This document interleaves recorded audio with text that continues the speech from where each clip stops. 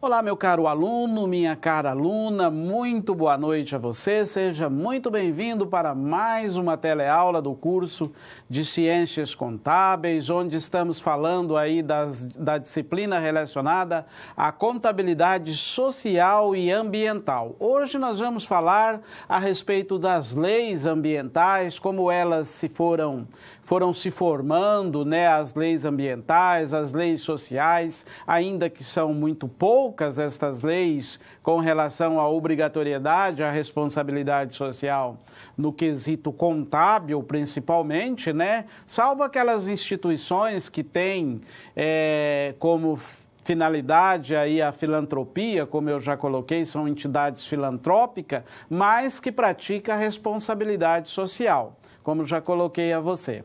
Bom, eu sou o professor Alcides, eu sou contador, sou formado em Ciências Contábeis, sou especialista em Direito Empresarial, com ênfase em Direito Tributário. Nós estamos junto a este semestre falando aí da contabilidade social, da contabilidade ambiental, como ela se desenvolveu no Brasil, a questão das responsabilidades sociais, a questão do tripé da sustentabilidade. Temos tido as nossas teleaulas onde tratamos destes assuntos relacionados à questão da contabilidade social e ambiental. Ainda que nós não tratemos assuntos relacionados a conceitos contábeis, como os lançamentos contábeis, não formamos balanço patrimonial, nem nenhum tipo de demonstração. Por quê? Porque se você conhece o que são as demonstrações contábeis, a contabilidade social e ambiental não vai alterar, né? Porque, na verdade, ela é simplesmente um ramo da contabilidade feita da mesma maneira. A única coisa é que ela vai evidenciar os eventos que ocorrem dentro de uma entidade que tem atividade ambiental, atividade social, que tem como fim a busca pelo tripé da sustentabilidade. Quero chamar você para nós irmos ao nosso primeiro slide, aonde nós vamos adentrar aqui na apresentação da nossa teleaula de hoje. A nossa teleaula, ela tem como objetivo apresentar a você alguns dos aspectos da responsabilidade social exigido pela lei, tá? Ainda que quando eu falei a você a questão de que não existe legislação com relação ao aspecto social, né, não existe na lei nada que obrigue, por exemplo, a empresa a apresentar um balanço social, né? Isto não está na legislação, salvo aquelas que têm ações em bolsas de valores, que apresenta projeto de governança corporativa, aí ela apresenta este balanço social pela lei, obrigado pela lei. No mais, o CFC, nem tampouco os CPCs, né, ele não tem nada que trata da obrigatoriedade desta apresentação do balanço social. O que é dito com relação à responsabilidade social no Brasil está muito mais na esfera trabalhista, né? Na esfera do aspecto trabalhista, a legislação trabalhista que traz aí alguma exigibilidade da questão social e nós vamos tratar a respeito deste assunto, certo? Então, olha, exigido pela lei que o Estado transfere às empresas. Então, nós vamos buscar este quesito aí. Mostrar o desenvolvimento da legislação no contexto da responsabilidade social empresarial. Então, isto seria aí o grande objetivo da nossa teleaula de hoje. O resumo da nossa teleaula seria o cumprimento da legislação para entender os aspectos da sustentabilidade, porque, como nós já tratamos aí ao longo das nossas teleaulas, nós vimos que a sustentabilidade, ela só pode ser possível, né, quando a empresa busca aí o tripé desta sustentabilidade. sustentabilidade. O que é este tripé de sustentabilidade? Está envolvendo o aspecto econômico, o aspecto social e o aspecto do planeta, do meio ambiente, aonde envolve-se a questão do meio ambiente ecológico e do meio ambiente do negócio, né? Então, nós vamos buscar esta questão da legislação para entender este aspecto do conceito da responsabilidade social. As palavras-chave da nossa aula de hoje é legislação, responsabilidade e sustentabilidade. Então, nós vamos caminhar aí,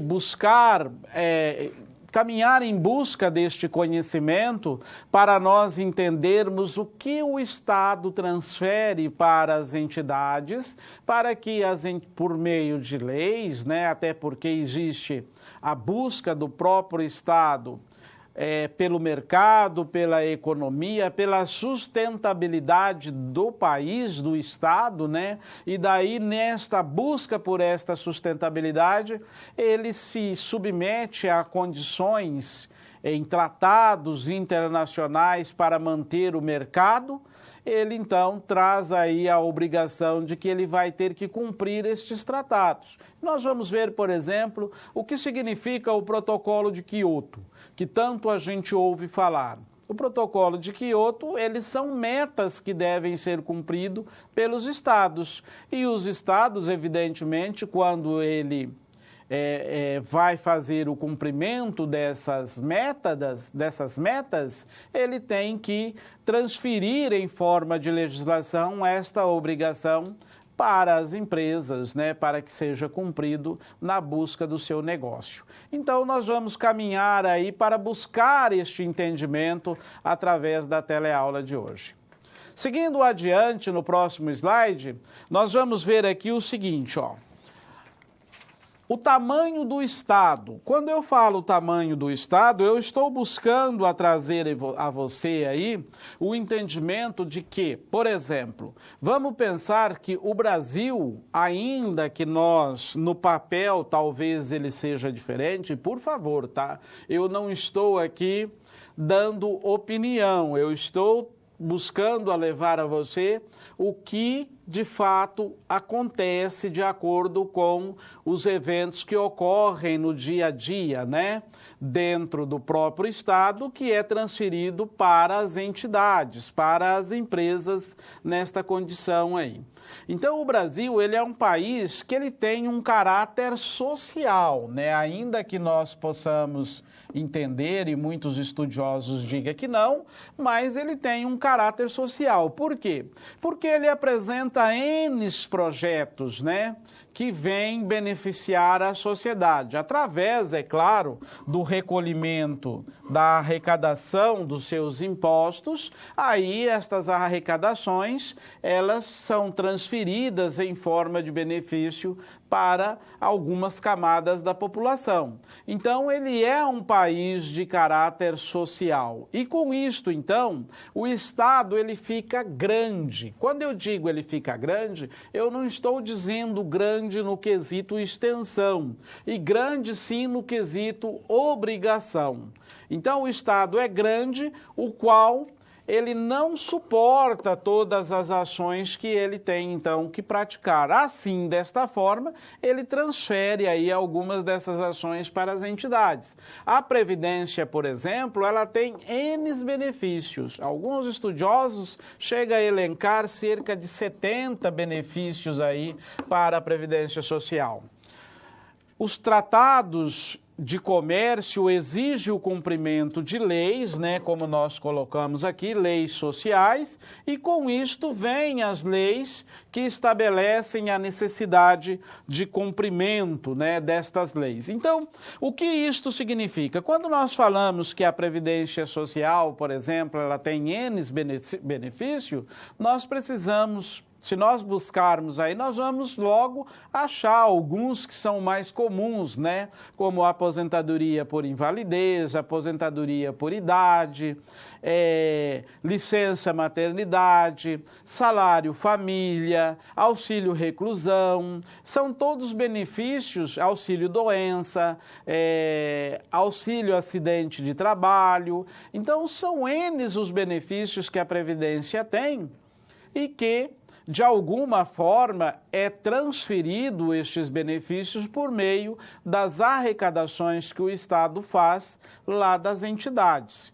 Alguma parte deste benefício é do próprio trabalhador, né, de contribuições do próprio trabalhador, e algumas partes é de contribuições relacionadas ao que as entidades contribuem. Você, contador, você que está aí no 6º semestre, no 5º semestre de contabilidade, já sabe que as empresas que são tributadas com base no lucro real ou no lucro presumido, elas recolhem aquela importância, né, que vai variar aí até 28,5% sobre a folha de pagamento. E as empresas que não estão enquadradas no regime tributário, lucro presumido e lucro real, recolhem no Simples Nacional, a contribuição patronal está embutido ali dentro da guia do DAS, né? Então você veja que o Estado, por ele ter grandes responsabilidades social, oferecer grandes benefícios, ele acaba então transferindo este benefício em forma de arrecadação.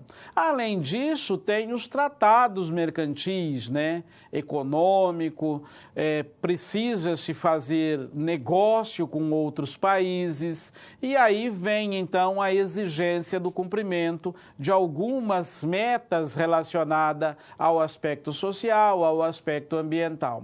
É claro que o consumidor, de uma maneira geral, se ele puder escolher entre um Estado que tem responsabilidade social, aqui eu estou falando de negócio de Estado para Estado, tá?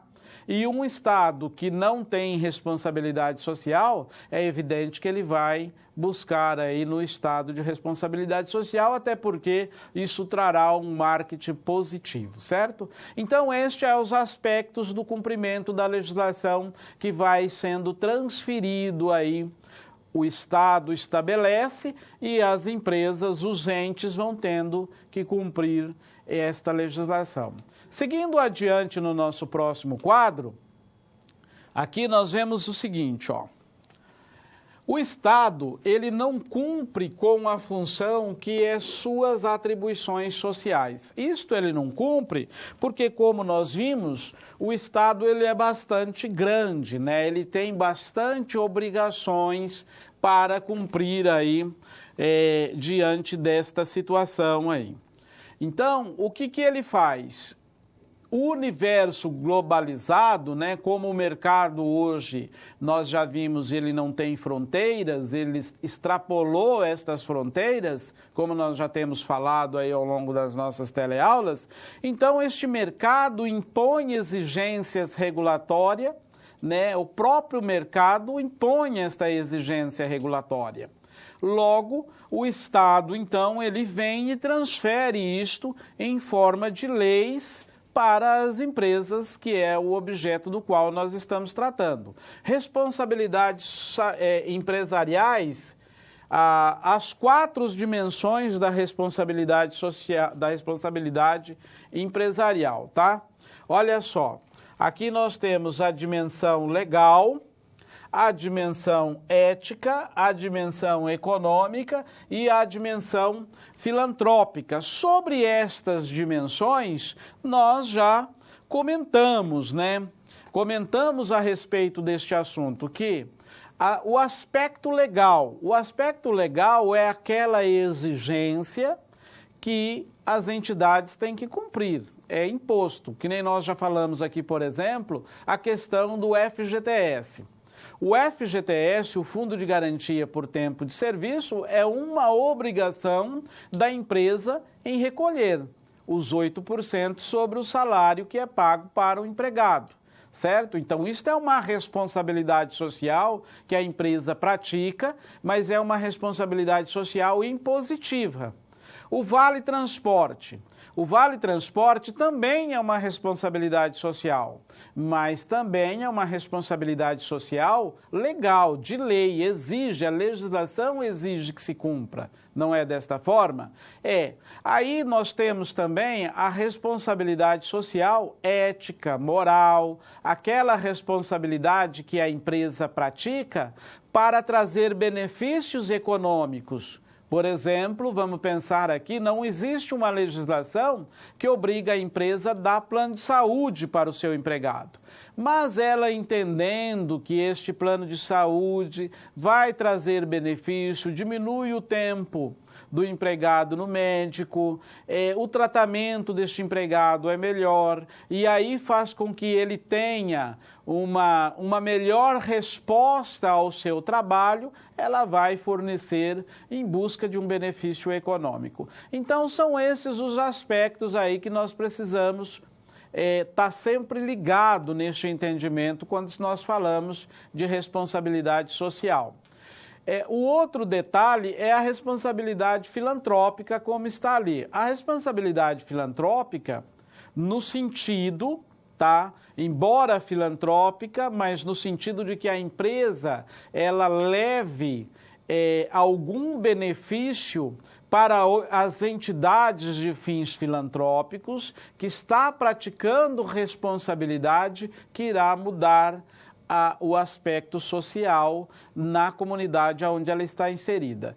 Vamos pensar no seguinte, certa empresa contribui com um X da sua receita para uma creche ou para uma empresa de audiovisual ou para uma empresa cultural, uma outra empresa cultural. Aí o que ela está fazendo? Ela está levando ali para aquela entidade de cunho filantrópico, mas que pratica responsabilidade social. Então, estes são os aspectos aí que levam à questão da legislação e da obrigatoriedade da empresa. A empresa, ainda que não seja obrigada em alguns sentidos, mas existe algumas legislações sociais que são transferidas e que é obrigado que a empresa venha cumprir, como no caso o FGTS, a Previdência Social, o Vale Transporte, são algumas que nós estamos colocando aqui, mas posso elencar também o COFINS, a contribuição social, também o PIS, que é o Programa de Integração Social, que é aquele valor que você, depois de 5 anos de carteira registrado e que você recebe até 2 salários mínimos e trabalhou 1 mês registrado no ano anterior, pelo menos, você tem o direito em sacar lá no Caixa Econômica de acordo com a sua data de nascimento. Então, isto é responsabilidade social que a empresa está praticando legal, porque a legislação obriga. Seguindo adiante no nosso próximo quadro, veremos o seguinte: o Estado estabelece as leis que exigem o cumprimento, isto é, porque o próprio Estado se tornou grande, nesse sentido. Voltamos a falar aqui da questão da grandeza do Estado. Aí vem as leis que regulamentam as ações para a manutenção do Estado. Lei social, Lei social, como nós vimos aqui, leis ambientais e econômica. Todas elas têm aí como sentido estabelecer, regulamentar as ações e a manutenção do Estado. As leis sociais são mais de caráter, como nós vimos aqui, mais de caráter trabalhista, Agora, no quesito da legislação ambiental, estas estão mais, vamos assim dizer, mais solidificadas, mais apropriadas para o aspecto da legislação ambiental. Além disso, existem os tratados também, como nós já vimos aqui, internacionais que impõem metas para que sejam para a obtenção e a aceitação do próprio mercado. Então, tudo isso está relacionado à questão da legislação. São muitos os tratados internacionais assinados entre nações para o cumprimento de metas. A Conferência das Nações Unidas sobre o Meio Ambiente Humano, olha só, meio ambiente humano, foi realizada em 1972 em Estocolmo, na Suécia. Representantes de 113 nações, de 250 organizações não governamentais reuniram-se neste evento. Então, olha, 113 nações participaram deste evento e representantes de 250 organizações não governamentais. Quais são estas instituições não governamentais? Aqui nós podemos, no Brasil, por exemplo, nós temos o Instituto Ethos, o IBASE, né, que é o qual tem o balanço social que nós vimos ali, que hoje se copia este modelo. Então, são instituições que vivem trabalhando em busca de melhoria para a condição de vida humana e que participam destes grandes eventos. No caso mundial aí que nós conhecemos, é a ONU. A ONU, ela busca de forma igualitária levar as melhores condições possíveis para a humanidade de uma maneira geral. Nós vamos ver mais adiante na nossa teleaula o programa, né, o relatório de nosso futuro comum, tão falado dentro do meio ambiente, da contabilidade social e da contabilidade ambiental. O que ele trazia? Ele trazia algumas exigências para cumprimento, tanto a nível interno quanto a nível externo, certo? Então, veja só que esta conferência é que trouxe aí o princípio da sequência do crescimento da responsabilidade social. Vamos voltar ao nosso próximo quadro? O Protocolo de Kyoto, por exemplo, no Japão foi assinado em 1997. Então, aqui são alguns tratados. A Conferência Mundial sobre o Desenvolvimento Sustentável, de 2002, na África do Sul. A Conferência de Bali, Indonésia, em 2007, a Conferência de Copenhague, em 2009, na Dinamarca, a Conferência do Clima da ONU de Durban, 2011, na África do Sul. Então, são alguns dos tratados que foram assinados aí ao longo da história da humanidade. As leis que se referem aos aspectos da responsabilidade social, elas surgem em um paralelo que expõe a entidade a uma obrigação de cumprimento para a obtenção de benefício.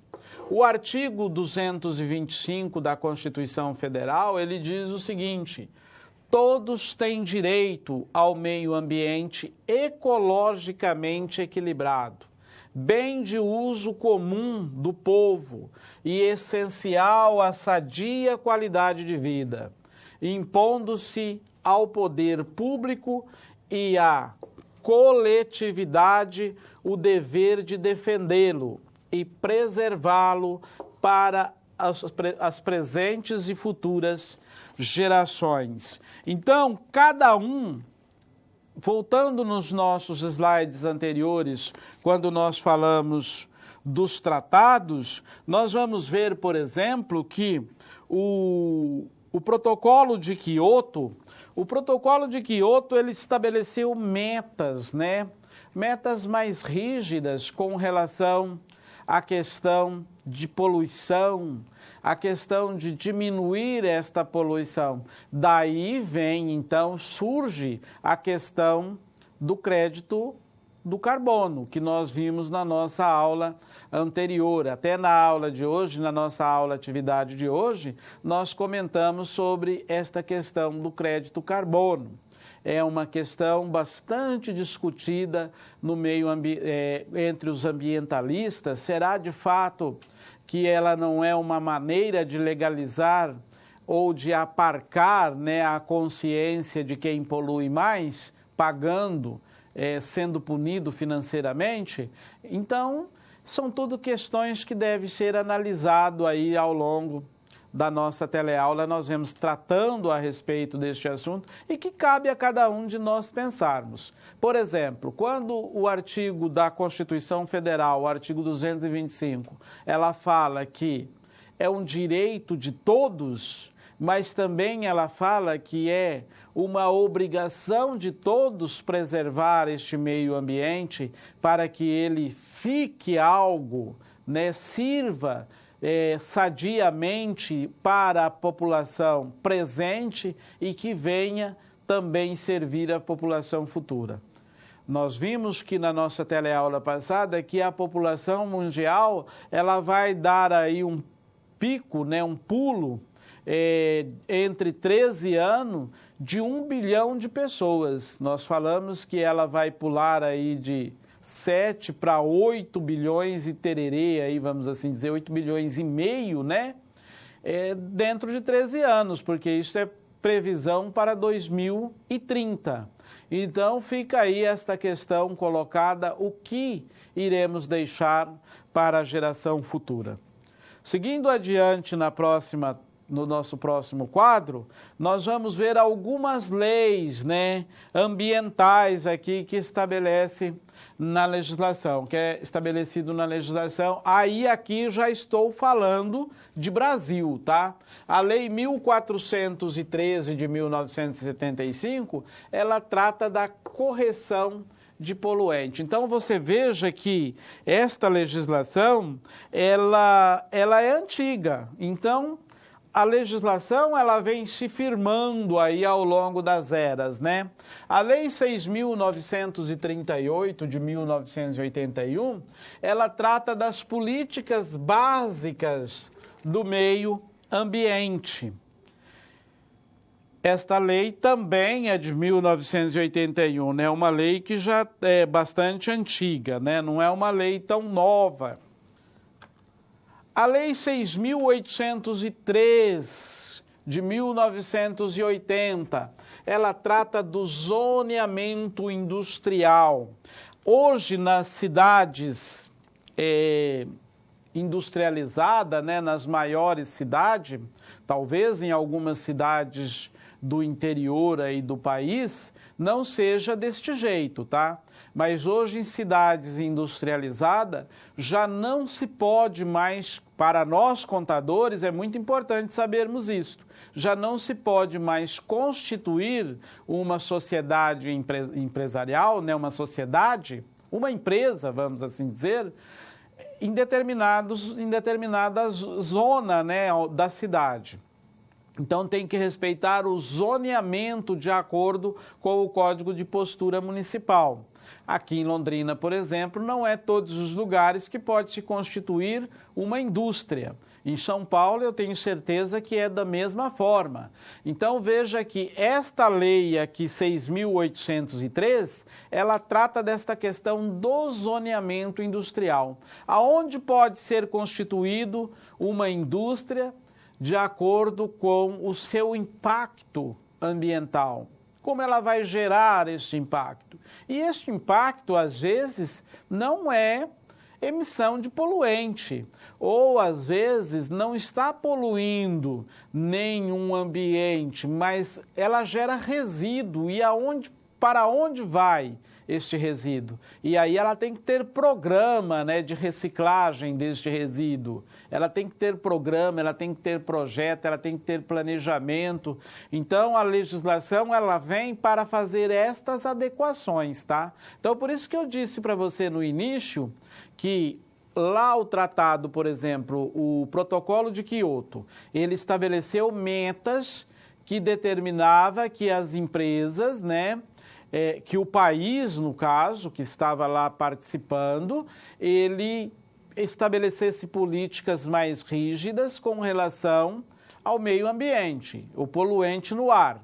Aí o que acontece? O país volta, né, o seu representante volta, e aí ele vai fazer o quê? Ele vai criar legislação. E a legislação vem e determina que deve ser cumprido desta forma, como no caso aqui, a Lei 1413, que fala da questão do poluente, que tem que diminuir o monóxido de carbono no ar, por exemplo. A Lei 6.938, que trata da questão das políticas básicas ambientais, e esta aqui do zoneamento industrial.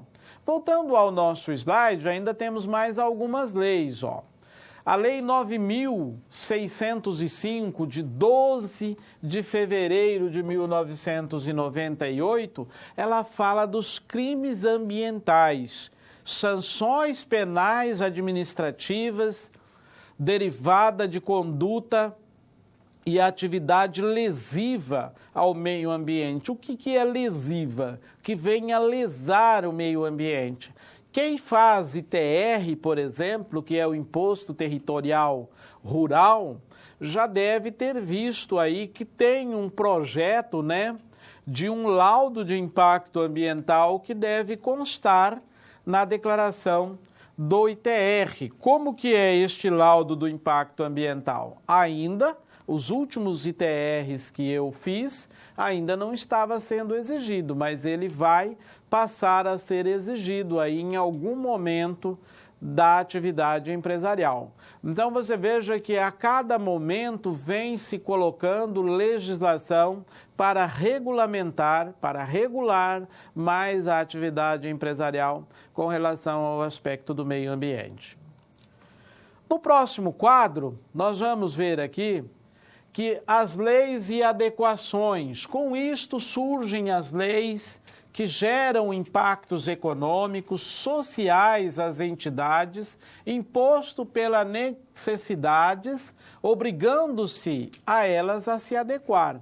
Impacto ambiental, impacto social e impacto econômico. É claro que cada uma desta legislação vai gerar aí algum tipo de impacto. Olha, aqui somente a título de curiosidade, né, a PNUMA é um programa das Nações Unidas para o Meio Ambiente estabelecido em 1972.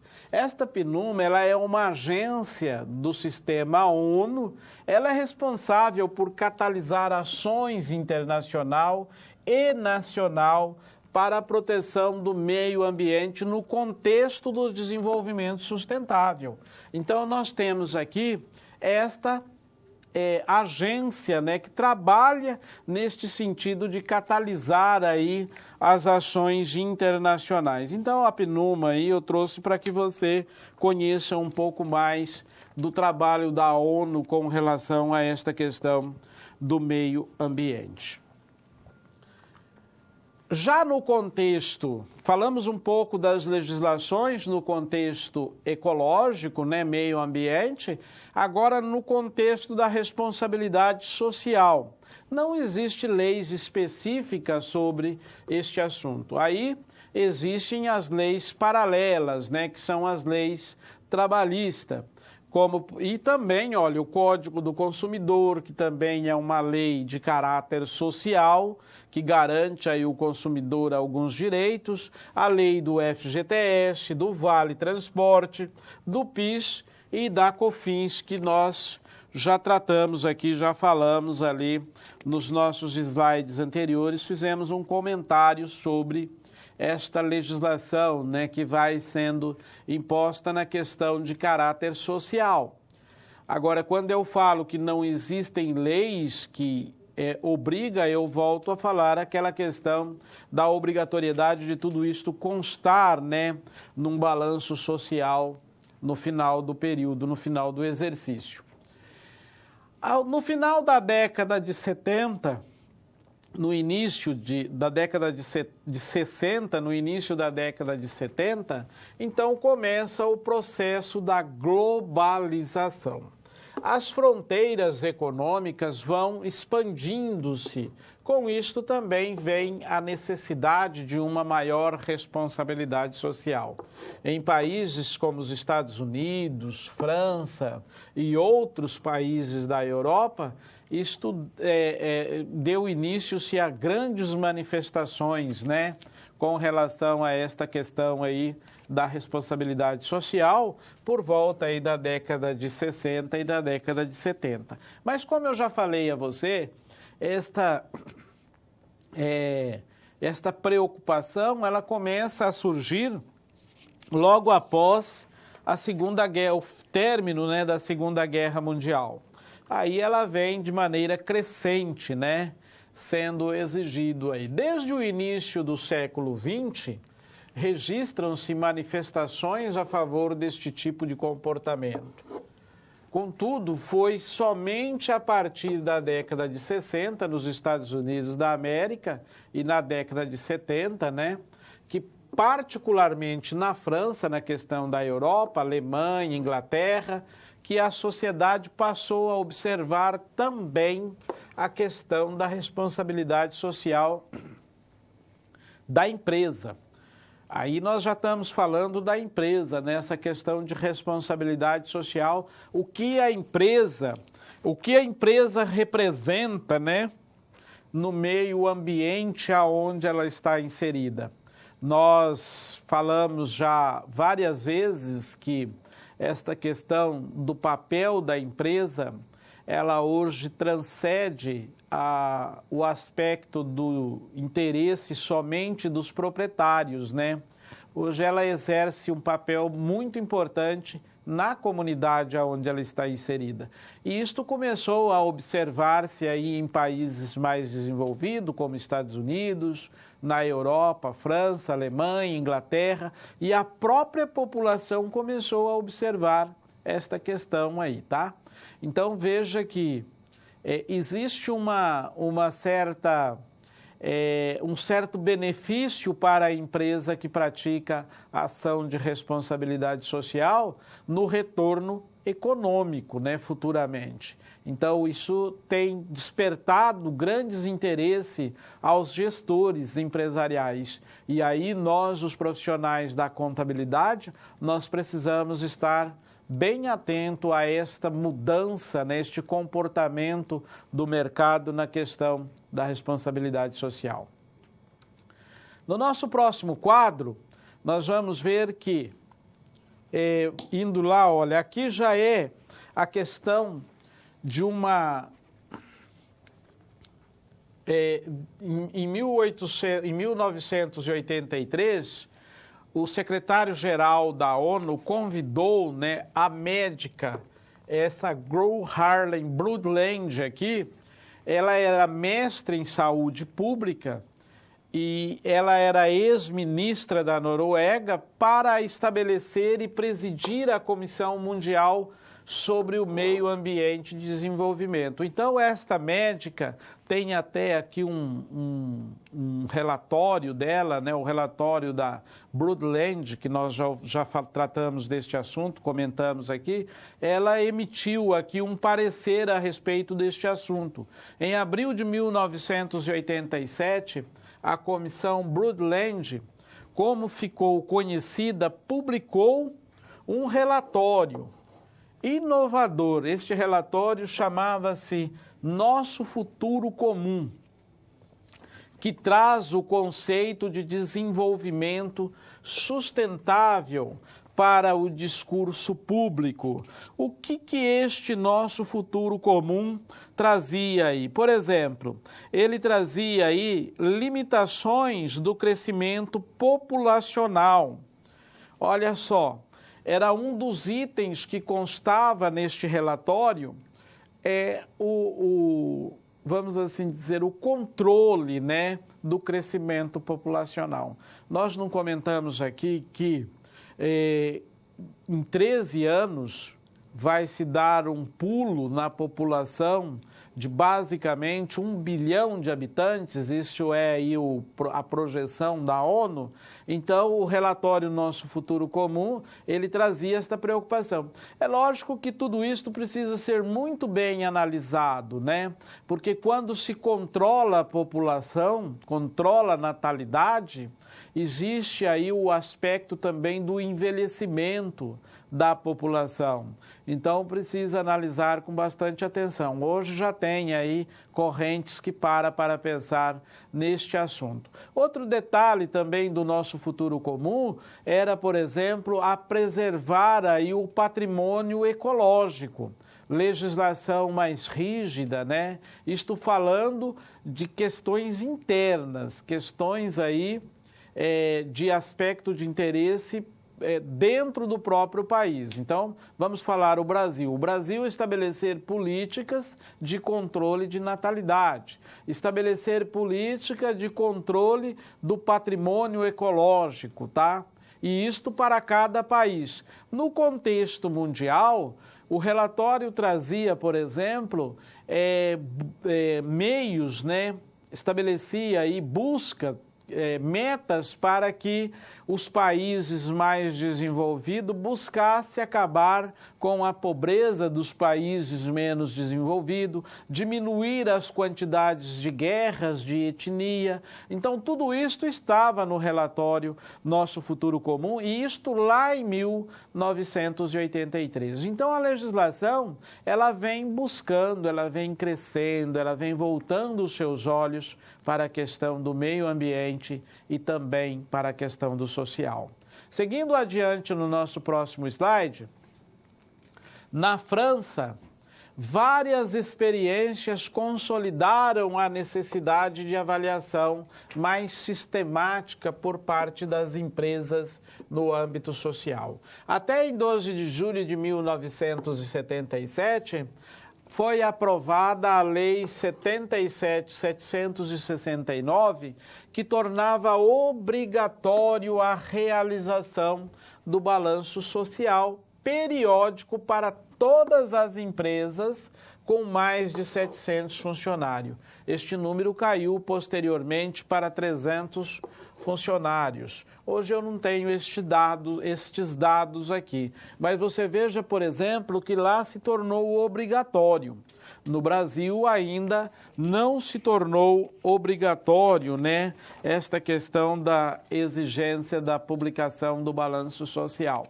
Eu particularmente, né, essa é a minha opinião, entendo que no decorrer aí dos próximos anos, logo vai ter legislação que obrigue esta publicação do balanço social.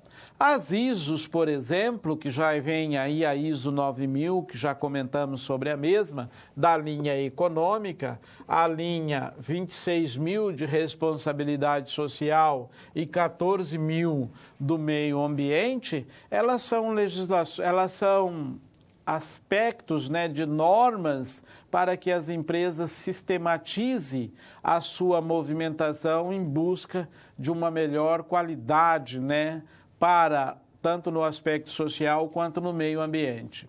O certificado ISO dá às empresas a garantia que as mesmas estão buscando gestão empreendedora, de maneira a consolidar a sua responsabilidade no meio ambiente de negócio. Então, veja só que aí vem a consolidação das legislações. Na sequência, nós temos um vídeo. Você esteja assistindo e logo em seguida voltaremos.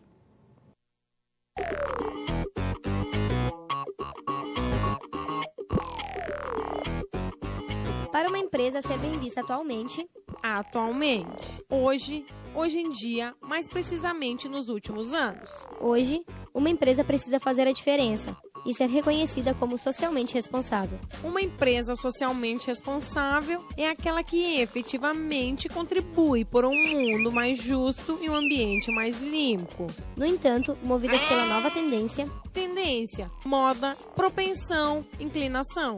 Lembra da expressão Maria vai com as outras? Então, muitas empresas entram nas comunidade, localidades, bairros, vilas. Exemplo, João mora em um bairro na zona sul da cidade. Lá ele divide com seus vizinhos muitos hábitos. Sentam na calçada e assistem aos jogos de futebol no campinho do bairro. Ele se sente parte daquele local. As empresas instalam suas marcas nessas localidades, fazendo todo tipo de boa ação. Boa ação, caridade, assistencialismo, filantropia. Exemplo, uma empresa conhecida de chocolates distribui brinquedos no Natal para os moradores de uma comunidade carente. As empresas não perdem, no entanto, a oportunidade de se promover. Promover, fomentar, divulgar, enfim, tecer elogios a si mesmo. Exemplo, aquela empresa de chocolates que distribui os brinquedos, lembra? Você vai lembrar dela, porque ela irá divulgar em todos os meios possíveis as ações realizadas, agregando à sua marca o termo responsabilidade social. Mas não se engane, a história não é tão inocente como aquela da Maria vai com as outras. Muitas empresas, de modo perspicaz, expõem suas ações sociais, visando na outra ponta atingir e tocar o consumidor. Consumidor, pessoa que paga pelos produtos ou serviços oferecidos pela empresa. Uma vez conquistado, o consumidor passa a ser seu cliente e a empresa obtém, assim, mais lucros.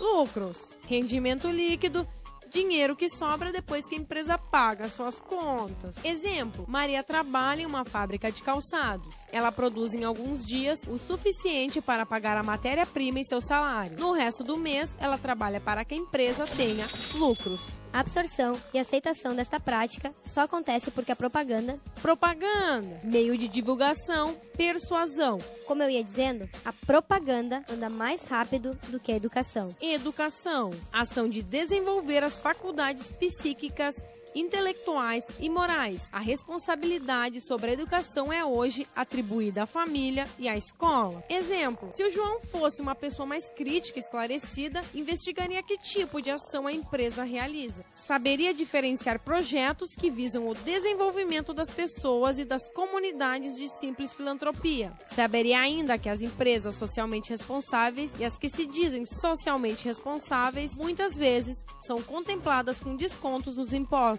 além de se beneficiarem dos recursos físicos e humanos das cidades. Portanto, não fazem mais do que a obrigação em devolver para a comunidade um pouco do lucro que extraem de lá. Sabendo disso, João ficaria no mínimo indignado ao ver empresas se promoverem às custas dos problemas sociais, muitas vezes causados por elas mesmas.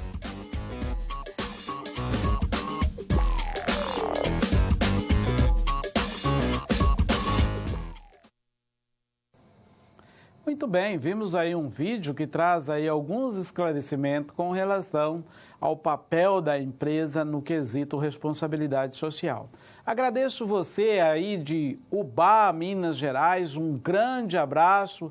O pessoal de Esperantina, Piauí, Bahia também, muito obrigado pela participação de vocês. Quando vocês colocam aí que essa disciplina ela tem a questão de buscar aí, de resgatar a questão cultural, né, do meio ambiente, de respeitar mais o meio ambiente, sim, ela não deixa de ter esta questão porque ela busca alertar você para as questões do meio ambiente e também para o aspecto social. Mas esta disciplina, ela tem a função também de despertar você, o nosso aluno, para este nicho de mercado, né, que nós já falamos aqui. Existe um grande mercado que está aí se desenvolvendo, né, no aspecto contábil para buscar esta questão da responsabilidade social e ambiental. Eu já falei a você das entidades do terceiro setor. Hoje muitos contadores ainda não conhecem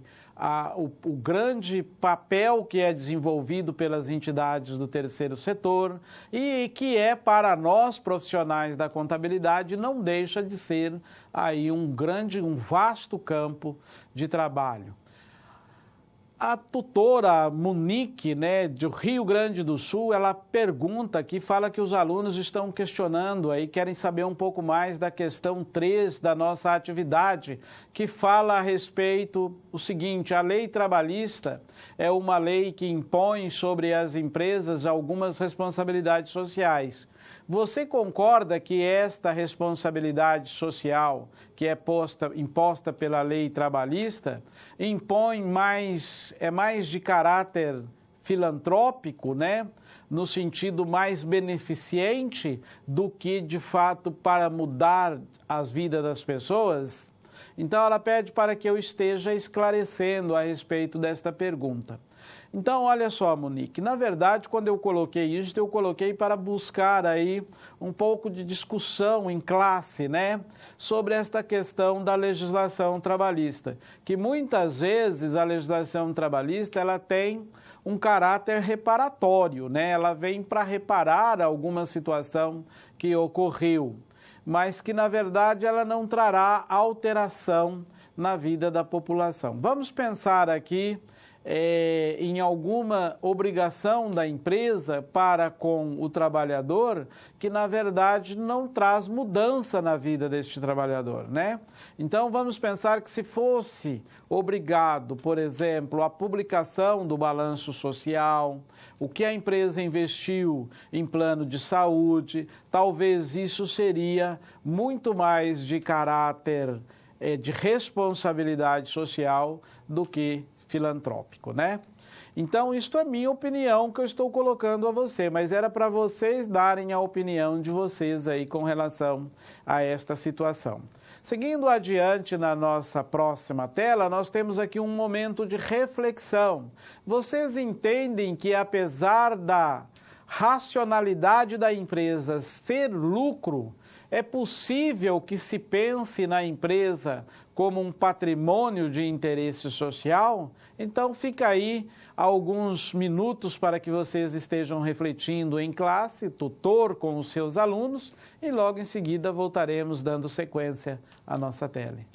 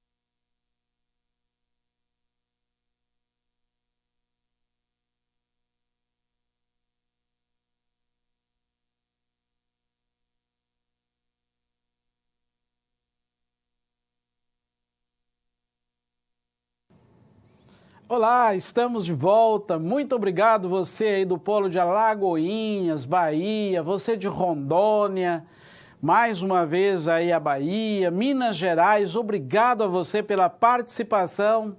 Eu agradeço, um grande abraço a você. Você entende que essa questão aí da racionalidade da empresa, ela pode ser considerada, né, como sendo componente dessa questão do aspecto social no meio ambiente onde ela está inserida, né? Então, eu agradeço a sua participação. Você também do Paraná, de Tocantins, um grande abraço, obrigado a você também aí pela participação. E vamos dar sequência à nossa teleaula, chamando o nosso próximo slide, convidando você para que nós possamos seguir em frente. Olha só, no Brasil, o primeiro balanço social que surgiu no Brasil foi na década de 60, né? E nós os estudiosos consideram como sendo a RAIS, o primeiro relatório que aborda o aspecto social no Brasil. A RAIS é a Relação Anual de Informações Sociais, que deve ser apresentada todos os dados referentes aos colaboradores da empresa. Você que trabalha ou já trabalhou na área de DP, né? Departamento pessoal, nós contadores precisamos entender bastante desta área aqui. E ela é um relatório que deve ser informado até o mês de março do ano subsequente ao fato gerador. Então, por exemplo, 2017 vai ser informado em 2018, até março de 2018, onde vai todos os dados do colaborador, como número de PIS, carga horária, salário que ele recebeu, férias, 13º, nome da mãe, grau de instrução. Então, uma série de informações que deve ir ali na RAIS. Então, segundo alguns estudiosos, como por exemplo aqui Bernardo Madeira, né, e Martins, eles estabelecem isso, eles comentam sobre este assunto aqui, dizendo que a RAIS pode ser considerado o primeiro balanço social que surgiu no Brasil. Lógico que este balanço é um relatório de caráter social, né? Para os acontecimentos da década de 80, destaque-se para o primeiro balanço social de verdade, né, que foi publicado no Brasil. Ele foi o da empresa Nitrofértil, em 1884, e foi publicado no estilo de literatura de cordel. A literatura de cordel, você aí, meu aluno, né, e meu tutor do Nordeste, da região Nordeste, conhece melhor esta literatura de cordel, que é a publicação ali, fica ali nos cordões, né, então chamado literatura de cordel. No início da década de 90, também foi publicado o Balanço Social pelo Banespa, em 1997. O IBASE, Instituto Brasileiro de Análise Social, ou IBASE, né, Econômica, Empresa Cidadã, o Instituto Ethos de Empresa de Responsabilidade Social, criado em 1998 por Odette Grange. Então, veja só que ao longo das décadas, então, veio se desenvolvendo aí a responsabilidade social e a aplicação e o balanço social também. O balanço social surge na França. O Brasil ele vem na vanguarda dos acontecimentos, também discutindo esta necessidade, né? A contabilidade como instrumento de controle social e ambiental. Um relatório de sustentabilidade é aquele que divulga o desempenho econômico, ambiental, social, de governança da organização relatora. Então, isto é um relatório de responsabilidade social. O balanço social pode ser considerado este relatório de responsabilidade social, que é de grande e suma importância, né? O balanço social é um instrumento de gestão e informação que visa reportar de forma mais transparente possível informações econômica e social, desempenho das entidades aos mais diferentes usuários, né? Então, olha só, o balanço social, ele tem esta característica, né, de apresentar aí todo o envolvimento da empresa no conceito do aspecto social, do aspecto ambiental e do aspecto econômico, né? Então, este é o papel do balanço social. Por isso, eu volto a defender a ideia de que o balanço social, ele poderia fazer parte das demonstrações contábeis. Dentro do conjunto de demonstrações contábeis, nós temos a DVA, né? A DVA é uma demonstração contábil, de caráter contábil, que evidencia as riquezas geradas e distribuídas pela entidade na região onde ela está fazendo parte daquele contexto. Então, a DVA pode-se dizer que ela é um elemento do balanço social, né? Ela não é em si o balanço social que a empresa deveria apresentar, ou é aquelas que estão obrigadas apresentam. Então, ele é um relatório que vai evidenciar aí a questão das informações econômica e social, o desempenho com relação ao meio ambiente, aí para os mais diferentes setores de gestão da empresa e também administrativo e governamental.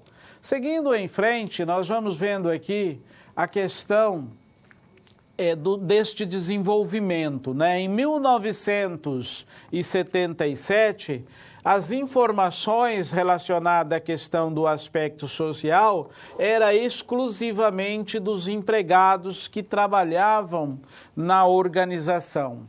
Então, era este aí o papel de levar estas informações. Então, ao longo das décadas, ele foi se ampliando, né?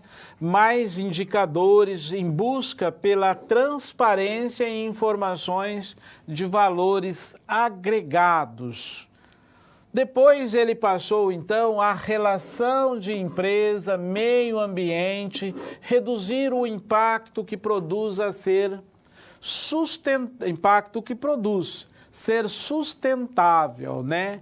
É o tripé da sustentabilidade que nós já vimos em aulas anteriores. Este relatório de sustentabilidade. Então, no início, o que o balanço social era? Ele levava só as informações dos empregados. Depois ele foi buscando mais indicadores de transparência e valores agregados. Hoje ele se tornou, então, aí um relatório que busca apresentar o que a empresa está sendo feita com relação em busca da sua sustentabilidade. Então, este aí é um dos aspectos que nós podemos ver aí no balanço social. A base legal, a Lei 6.404, após a publicação da Lei 11.638 de 2007, passou a ter nova redação, o artigo 176, o qual trata sobre as demonstrações financeiras a serem elaboradas com base na escrituração contábil.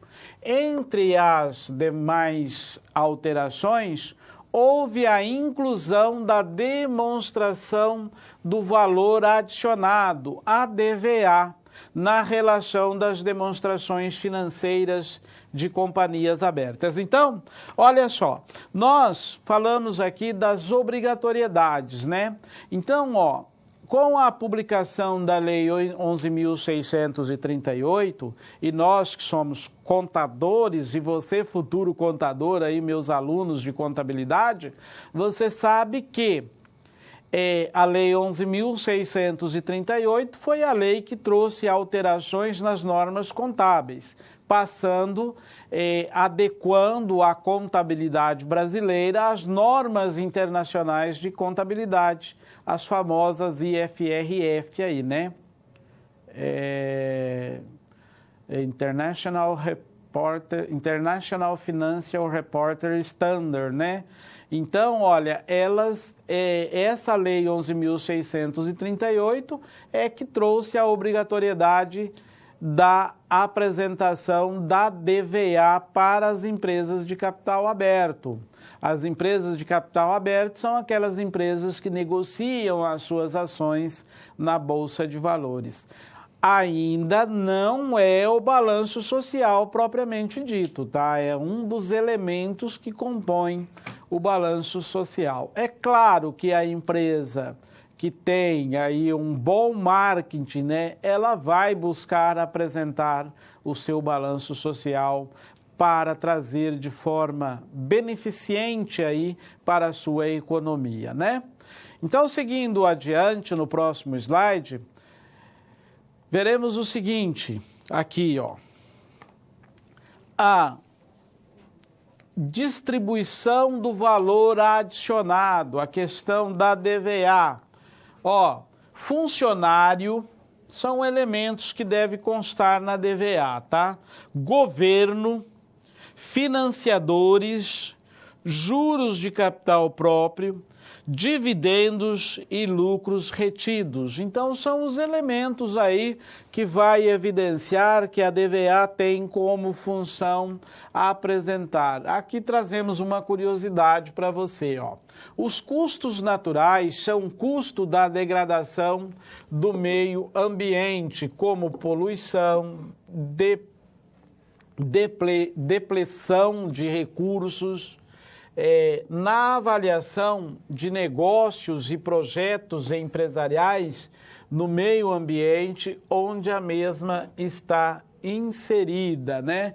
Você se lembra que na aula passada eu comentei com você que se você fosse fazer aí parte do grupo, né? Você como contador, tivesse trabalhando para uma empresa que fosse comprar a outra, que seria bom que você exigisse um relatório de impacto ambiental, porque nós vimos que quando a empresa compra outra empresa, ela assume a totalidade do passivo, né? E a questão do impacto ambiental é muito sério com relação a esta situação aí, né? Então, tudo isto que nós vimos aqui, ele culmina no PIB. Tá? O PIB é o produto interno bruto da empresa, né?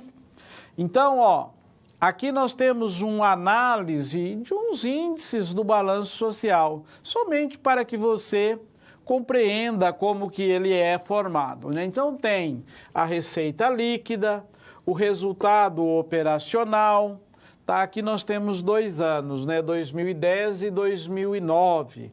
Então, nós temos aqui essa variação aqui. Aí o que acontece? Aí, no próximo slide, nós vamos ter aqui alguns índices. Não coube em um só slide, né? Então, ó, este índice aqui, ó, por exemplo, a empresa gastou com alimentação 1,24%. Este 1,24% aqui é sobre a folha de pagamento bruto. Como que você acha isso? Você vai dividir este valor aqui, que no caso seria 20.475, por 1.649.730, né? Você acha esses índices. Aqui, ó, esta alimentação representou 0,25% do resultado líquido da empresa, né? Qual que é o resultado líquido? 8.231.283 reais. E aqui por diante, ó, você vê que ele é só multiplicar, né? Lá por aquele valor. Então, só são alguns análises de índice para que seja compreendido como funciona aqui esta questão.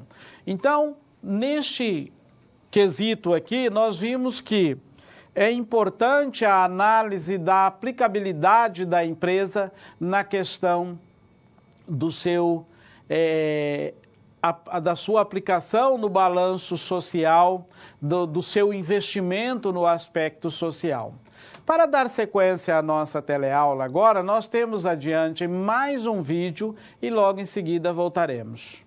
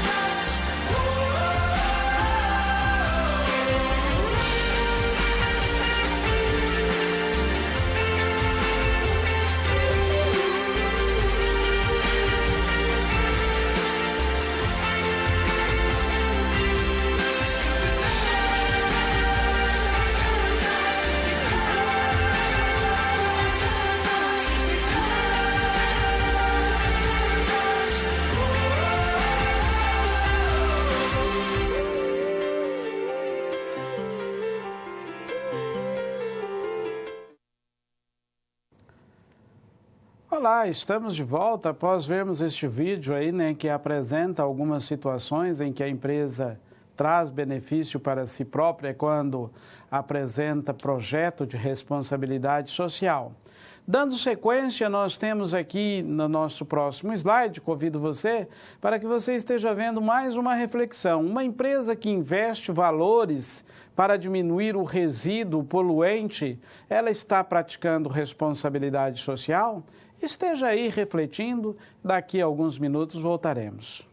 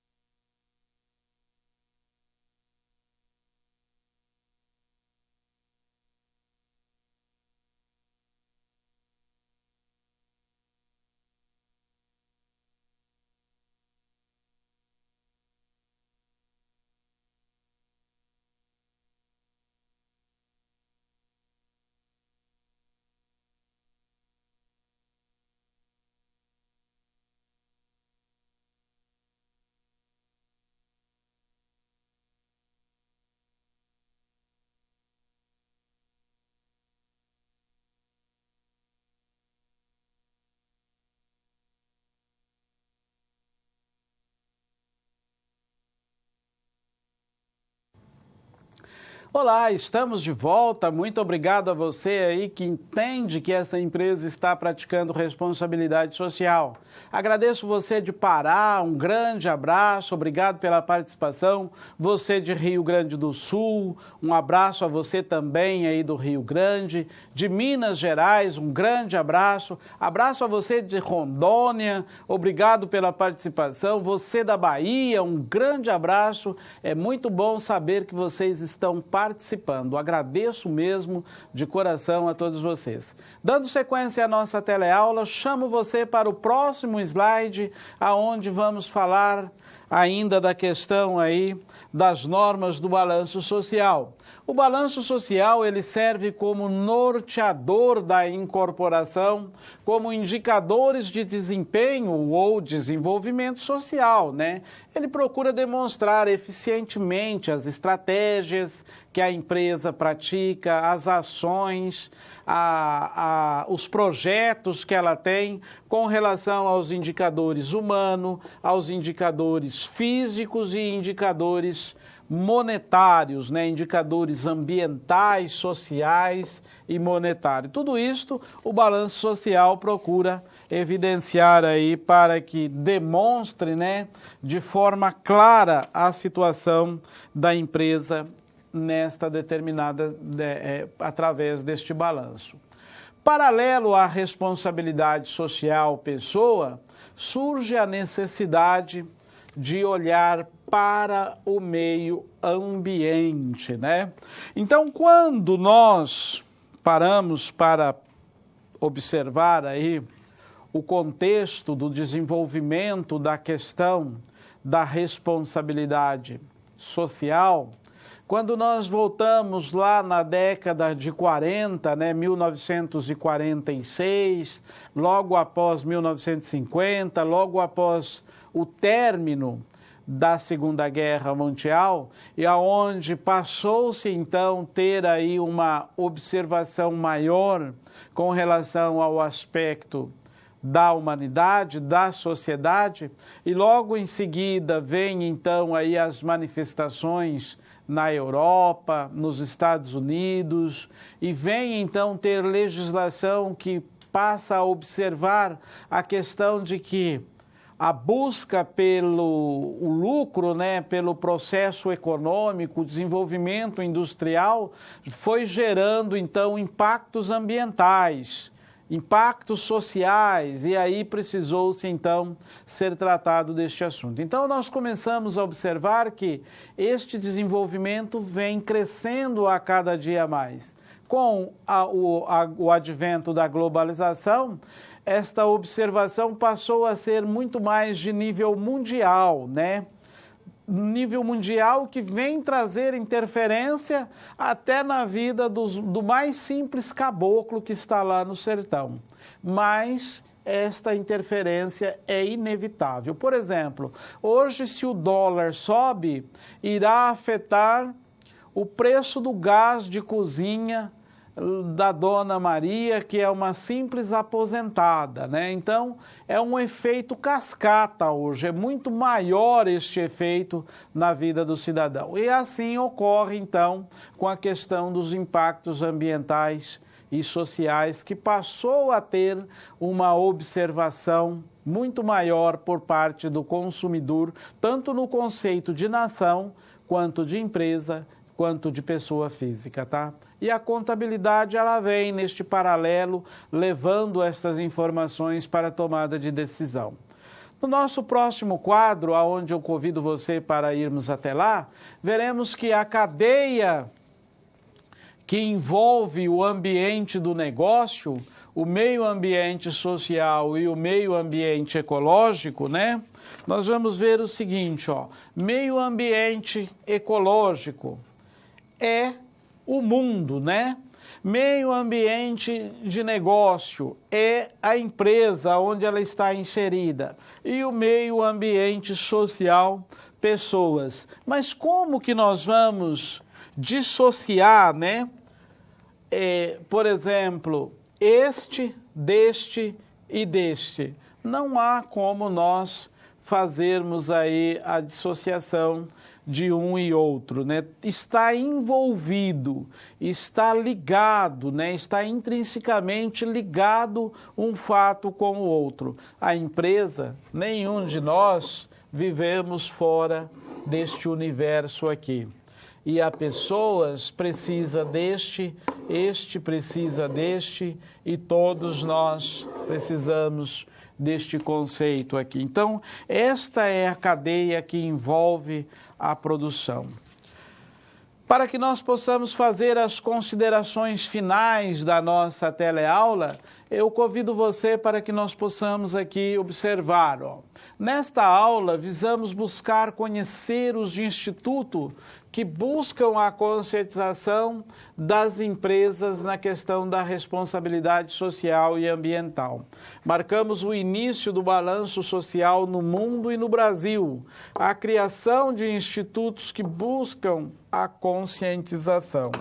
Então, veja que nesta nossa teleaula, nós buscamos apresentar a você o desenvolvimento deste balanço social, desta legislação, o papel do Estado, a sua representatividade na questão social, aí o papel da empresa, né, como célula no aspecto social e ambiental, e o papel de cada um de nós que fazemos parte deste ambiente de negócio aí. Estamos chegando ao final da nossa teleaula. Eu quero agradecer a você, tutor, a você, aluno, a cada um de vocês que estiveram aí conectados, né, participando ativamente da nossa teleaula. Agradecer o nosso operador de mesa, agradecer o nosso tutor eletrônico que está aqui, o nosso intérprete, o professor Antônio, que está aqui também levando aí a você a mensagem.